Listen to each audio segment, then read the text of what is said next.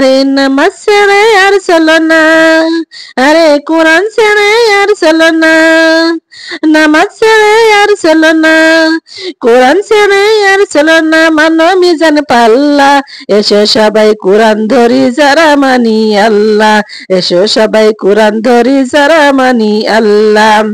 আরে পর্দা ছেড়ে আর চলো না, আরে পর্দা ছেড়ে আর চলো না, মানো মিজান পাল্লা, এসো সবাই পর্দা করি যারা মানি আল্লাহ, এসো সবাই পর্দা করি যারা মানি আল্লাহ। আল্লাহর বান্দা আমরা জমিন আল্লাহ, আল্লাহর বান্দা আমরা জমিন আল্লাহর, এই জমিনে মানতে হবে শুধু আইন তার, করো সবাই তার ইবাদত, করো সবাই তার ইবাদত দিয়ে সবাই পাল্লা, এসো সবাই শুদ্ধে দি যারা মানি আল্লাহ, এসো সবাই শুদ্ধে দি যারা মানি আল্লাহ। শয়তানের ধোঁকাতে আজ দেশটা রসাতল, শয়তানের ধোঁকাতে আজ দেশটা রসাতল, আল্লাহর কোরআন শুনে মন করব রে শীতল, করো সবাই তার ইবাদত, করো সবাই তার ইবাদত দিয়ে সবাই পাল্লা, এসো সবাই নামাজ পড়ি যারা মানি আল্লাহ, এসো সবাই নামাজ পড়ি যারা মানি আল্লাহ। সুবহানাল্লাহ। আল্লাহর নবী মুহাম্মদ সাল্লাল্লাহু আলাইহি ওয়াসাল্লাম তিনি সে উম্মতের জন্য এখনো কাঁদছেন। এখন এমন সময় মা আয়েশা রাদিয়াল্লাহু আনহা প্রশ্ন করলেন, ওগো আল্লাহর নবী, হাসরের মাঠে কঠিন মুসিবতের সময় আপনার কোটি কোটি উম্মতেরা থাকবে গো আল্লাহর নবী, আপনি আপনার উম্মতগুলো কেমন বাছাই করে নিবেন? নবীজি ডাক দিয়ে কয়, আয়েশা রে, হুররাম মুয়াজ্জিম ঘোড়া কি দেখেছো যে ঘোড়াটা হয় কালো আর কপালে থাকে সাদা দাগ? ওগো আয়েশা, ওই ঘোড়া যদি হাজার হাজার ঘোড়ার মধ্যে হারিয়ে যায়, ওই ঘোড়া চিনতে কি কষ্ট হয়? কষ্ট হয় নাকি? আয়েশা রে, আমার কোটি কোটি উম্মতরা হাসরের মাঠে থাকবে, আর আমার উম্মতের কপালে নামাজের নূর চমকাতে থাকবে। সুবহানাল্লাহ।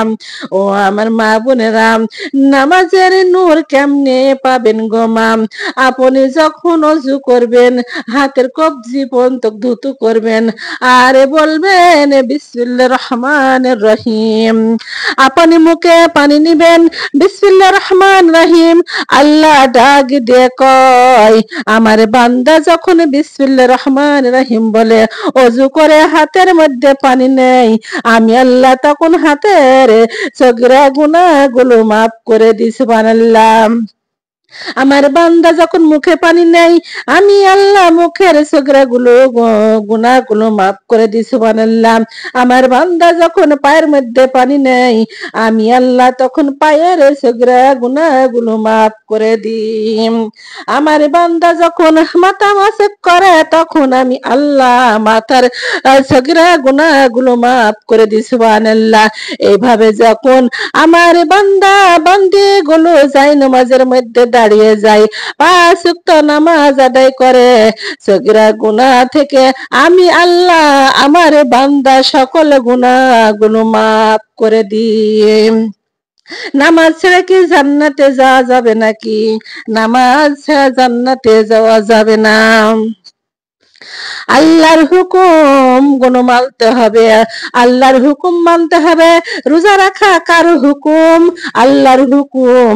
আমার মা ফাতেমা জীবনে কত কষ্ট করেছেন, তবুও কি রোজা ছেড়েছে? বলেন তো, রোজা ছেড়েছে নাকি রোজা ছেড়েনি? রোজা ছেড়ে নেই, 70 তালি শাড়ি পরেছে, তবুও কখনো বেপর্দায় চলিনি। মা ফাতেমা কাপড়টা ছেয়ে গেছে, আর মা ফাতেমার কাপড়ের মধ্যে তালি লাগাইতে লাগাইতে একটা শাড়ির মধ্যে, একটা কাপড়ের মধ্যে 70টা তালি। সুবহানাল্লাহ।